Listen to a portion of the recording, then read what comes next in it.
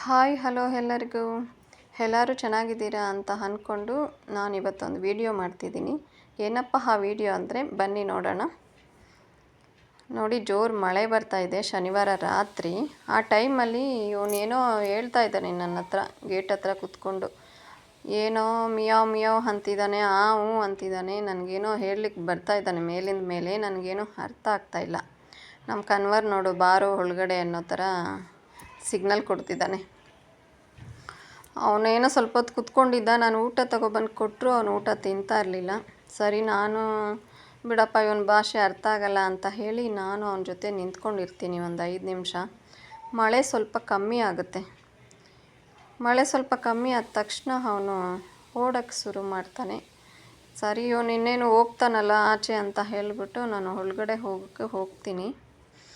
ನೋಡಿ, ಪ್ರಾಣಿಗಳು ಫ್ರೆಂಡ್ಸ್, ಎಲ್ಲಾದರೂ ಹೋಗಬೇಕಂದ್ರೆ ಮಳೆಯಲ್ಲಾಗಲಿ ಎಲ್ಲಾದರೂ ಆಗಲಿ ಬೀಳ್ತೀವಿ, ಜಾರ್ತೀವಿ ಅಂತ ಏನೂ ಯೋಚನೆ ಮಾಡಲ್ಲ. ಆದರೆ ನಾವು ಮನುಷ್ಯರು ಕಾಲು ಜಾರುತ್ತೆ, ಬೀಳ್ತೀವಿ, ಭಯ ಎಲ್ಲ ವಿಷಯಕ್ಕೂ ನಾವು ಭಯ ಪಡ್ತಾನೇ ಇರ್ತೀವಿ. ನೋಡಿ, ಮಳೆ ಸ್ವಲ್ಪ ಕಮ್ಮಿ ಆಗಿದೆ. ಅಷ್ಟು ಕ್ಲಿಯರಾಗಿ ಕಾಣಿಸ್ತಾ ಇಲ್ಲ, ಬಟ್ ಮಳೆ ಕಮ್ಮಿ ಆಗಿದೆ. ಆ ಮಳೆಯಲ್ಲಿ ಅವನು ಓಡ್ತಾನೆ. ಅವನು ಎಲ್ಲಿ ಓಡ್ತಿದ್ದಾನಪ್ಪ ಅಂತ ಹೇಳಿ ನಾನು ಅವನ ಹಿಂದೆನೇ ನೋಡ್ತೀನಿ. ಆದರೆ ಅವನು ಫಾಸ್ಟಾಗಿ ಓಡೋದ, ನಾನು ನಿಧಾನವಾಗಿ ಹೆಜ್ಜೆ ಇಟ್ಕೊಂಡು ಹೋಗ್ತೀನಿ. ಯಾಕಂದರೆ ಭಯ, ಜಾರುತ್ತೆ, ಬೀಳ್ತೀನಿ, ಮತ್ತು ಏನಾದರೂ ಪೆಟ್ಟಾಗುತ್ತೆ ಅಂತ. ನೋಡಿ, ನಿಮಗೆ ಕಾಣಿಸಲ್ಲ ಸರಿಯಾಗಿ, ಕತ್ತಲಾಗಿರೋದ್ರಿಂದ ಸರಿಯಾಗಿ ಕಾಣಿಸಲ್ಲ. ನೋಡಿ, ಇವಾಗ ಕಾಣಿಸ್ತಾ ಇದೆ. ನೋಡಿ, ಓಡ್ತಾ ಇದ್ದಾನೆ. ಆ ಚಿಕ್ಕ ಬಾಡೀಲಿ ಓಡ್ತಾ ಇದ್ದಾನೆ ಫಾಸ್ಟಾಗಿ.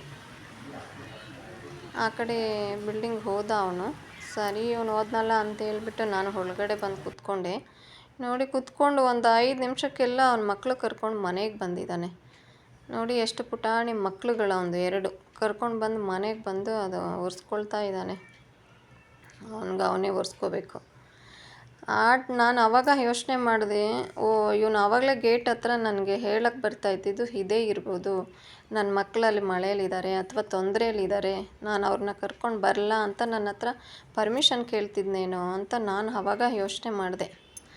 ನೋಡಿ, ಒಂದು ತಾಯಿ ಜೀವ ಮಕ್ಕಳು ತೊಂದರೆಯಲ್ಲಿದ್ದಾರೆ ಅಥವಾ ತೊಂದರೆ ಆಗುತ್ತೆ ಅಂತ ಗೊತ್ತಾದಾಗ ಆ ಜೀವ ಎಷ್ಟು ಒದ್ದಾಡುತ್ತಲ್ವ. ಯಾರಿಗೂ ಹೇಳೋಕ್ಕಾಗಲ್ಲ, ಏನು ಮಾಡೋಕ್ಕಾಗದೇ ಇರೋ ಪರಿಸ್ಥಿತಿಯಲ್ಲಿ ಅವಳು ಎಷ್ಟು ಕುಗ್ಗೋಗ್ತಾಳೆ ಅಂದರೆ ಅದು ಹೇಳೋಕ್ಕಾಗೋದೇ ಇಲ್ಲ. ಓಕೆ, ವಿಷಯಕ್ಕೆ ಬರ್ತೀನಿ ಫ್ರೆಂಡ್ಸ್. ಇವಾಗ ಈ ಬೆಕ್ಕು ಮನೆಗೆ ಬಂದಿದ್ದಾನೆ. ನಾನು ಇವಾಗ ಏನು ಮಾಡೋದೋ ಗೊತ್ತಿಲ್ಲ.